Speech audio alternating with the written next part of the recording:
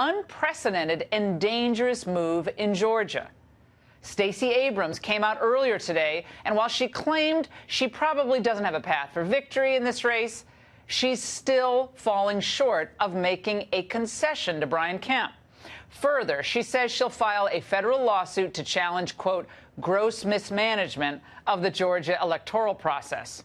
So let me get this straight. You don't like how the election is playing out, so you threaten legal action and at one point call for an entirely new election. After browbeating then-candidate Trump back in 2016 over whether or not he would accept the results of the presidential election, the Democrats have now made this constant challenge posture their new normal. Like, no one likes to lose, I don't. But this is all getting a little bit ridiculous. Here with reaction is someone who represented the great state of Georgia as Speaker of the House, Newt Gingrich. And Newt, first question. Would the Abrams camp feel this emboldened, do you think, if Democratic leaders like, they had Hillary Clinton down there, had Cory Booker, Sherrod Brown was there, egging them on, basically saying if she doesn't win, the election was stolen? Yeah, let's start with that. You have a whole series of Democrats who've just said bluntly, if our candidate doesn't win, they stole the election. Now, they have no proof of it. But they have a whole model now, whether it's yelling racist or whatever it is, where if they smear you enough, this is the Kavanaugh model repeated over and over again. So Georgia, they want to set up Stacey Abrams so she'll be the person who had the election stolen from her. So for the next 4 years, she can run for governor as the person who should have been governor, except it was stolen from her. Of course, since she's black, it must have been an act of racism, and therefore the whole thing compounds. This is a game they're playing. If you look at Florida, which has a similar problem, we now know, thanks to USA Today, the Democrats actually were methodically planning to cheat on the election after it became so close, and actually were printing up materials that were designed just to steal the election. They all only backed down because they got caught. But we're seeing in both Florida and Georgia a very similar pattern. If you don't let the Democrat winning, then you're cheating. And it's been stolen because you're not allowed to win. They're supposed to win. Well, Newt, the Georgia code on when you can contest the result of an election is very clear.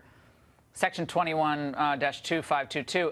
As a result of a primary or election may be contested on one of the following grounds: misconduct, fraud, or irregularity by any primary or election official or officials sufficient to change or place in doubt the result. There's no evidence that any of that happened here. Yet again, as you pointed out, it's almost like none of the facts matter. This is all about 2020. This is all about building the momentum for more identity politics going into 2020 with the goal of finally flipping Georgia to a total blue state. They want to do that in Florida, Newt. They want to do it in Texas, and they've made some gains in Texas. And the suburbs around Dallas, they won Pete Sessions' seat. So this is a play that they're making across the country, even in the reddest of states like Texas. Sure. I mean, let's start with the idea. Why would we think they want to obey the law? They don't think the law matters. They think the law represents the old order. Stacey Abrams said at one point in the campaign, her blue wave includes legal and illegal people. Now, then she said, oh, I didn't really mean that. But she does mean it. And again, over and over, everywhere you turn, California, which has had a weird series of votes, Arizona, the fact is, again and again, you have a Democratic Party dedicated to winning at any cost, dedicating to steal the election if they have to, and if they can't win, dedicated to blaming the Republican. So you have this weird experience. They try to steal the election. If they fail, they say you're stealing it because you won honestly. And sadly, because of the liberal news media, they get away with a lot of this. Well, Newt, we have other very bizarre things happening. And now I can't believe we're already looking at 2020. But a woman that you have put out front and center as someone who you think might be the nominee in 2020 is Kamala Harris. And yesterday, I think she shocked even Democrats with how she described ICE, okay? So you made this, let's first play Newt's prediction the last time you were on about the senator we're speaking about. I personally think it's going to be Kamala Harris. I'm going to stick with that unless she doesn't run. I think an African-American woman, former attorney general from California, Law and order, just has enormous resources, and I think she clears the field. Like I said, you predicted that she was going to be the 2020 nominee. Now, alluding to what I just referenced, this is what she said about immigration's customs enforcement just yesterday.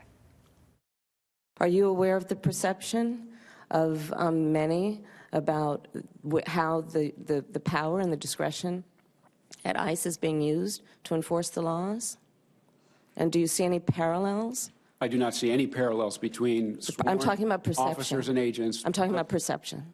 I do not see a parallel between what is constitutionally mandated as it relates to enforcing the law. Are you aware that there's a perception? I see no. Are you aware that there's a perception that puts ICE in the same category as the KKK?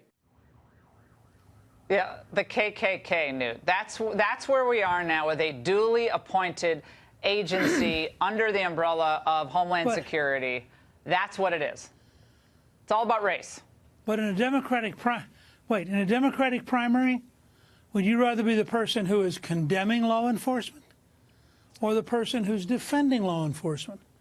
Would you want to be the person who's defending sanctuary cities, which are an explicit act of breaking the law?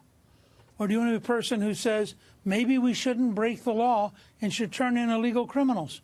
Now, you know, in a Democratic primary, it is a dead loser to be pro-ICE and to be pro-locking up criminals. I get it. I get it. To you now. and me, this sounds weird, Yeah. but I'm not sure it's weird for them. Yeah, so for them it makes perfect sense. I want to play one more thing for you, Sure. Newt. This is from your friend Joe Scarborough, former Republican, Panhandle native. What he said about what's happening to the Republican Party in the former stronghold, for instance, of Orange County in California. Let's watch. You look out at Orange County, my gosh, as Tom Nichols said, congratulations, Republicans.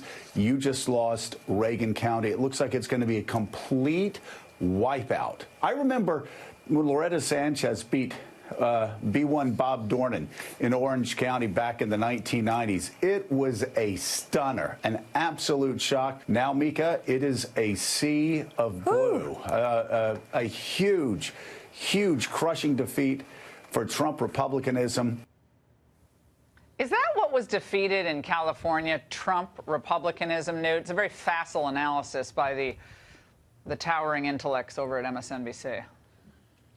No, look, I think we have to face the reality that in the largest state in the country, California, and the fourth largest state in the country, New York, the size of the union-based machines are now so enormous that we don't frankly know right now how to compete with them. I mean, that's how big this problem is. And so I think we've got to confront the reality that we are dealing with a very profound change. We just had a candidate for city council in Seattle, an independent, withdraw from the race because his wife was being threatened, her job was being threatened, her safety was being threatened, and he wrote a very poignant memo to all of his supporters, sent it out as an email, saying that he was frightened to even run in Seattle because the forces of the left now are so vicious and so hostile. And we have a real problem in our largest state, California, and our fourth largest state, New York, in that both now are centers of enormous union-based power that is so brutal and has so much money that we frankly right now don't know how to compete with them. Well, and I think, look, there's mass immigration has changed California, no doubt about it. And in many races, there's no Republican running at all. They're just basically two Democrats running against each other. And I don't think this has been happening over years. This didn't just start happening with Trump. That's the part of the facile analysis. This has been a process over 2 decades, at least in California.